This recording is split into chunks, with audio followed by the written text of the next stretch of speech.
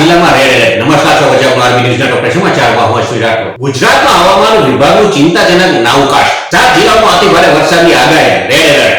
NDRF ની 12 અને SDRF ની 20 ટીમો તૈનાત. વાયુસેનાની તાકાત વધશે. ભારત 62,000 કરોડ રૂપિયાના 97 તેજસ ફાઇટર જેટ ખરીદશે. જન સુનાવણી દરમિયાન દિલ્હીના સીએમ રેખા ગુપ્તા પર થયો હુમલો કરનાર રાજકોટનો શખ્સ નીકળ્યો. 30 દિવસથી વધુ સમયથી ધરપકડ કરાયેલા પીએમ અને સીએમ ને દૂર કરવા માટેનું બિલ સરકાર રજૂ કરશે. અફઘાનિસ્તાનના ભયાનક માર્ગ અકસ્માતમાં 17 બાળકો સહિત 79 લોકોના મોત. ઈરાનથી પરત ફરતી બસ, ટ્રક અને મોટરસાઇકલ સાથે અથડાતા ભયાનક અકસ્માત થયો. ભારતના વિદેશ મંત્રી ડોક્ટર એસ જયશંકર રશિયાની 3 દિવસની મુલાકાતે મોસ્કો પહોંચ્યા. વિદેશ મંત્રીએ પીએમ મોદી સાથે કરી મુલાકાત.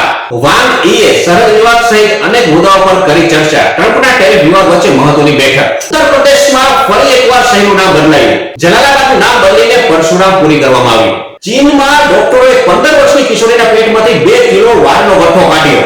છેલ્લા 6 વર્ષથી તે પોતાના વાળ ઉખાડીને ખાઈ રહી હતી.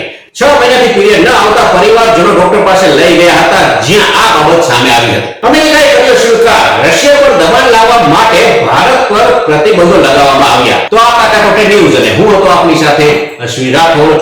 જય હિન્દ, જય ભારત.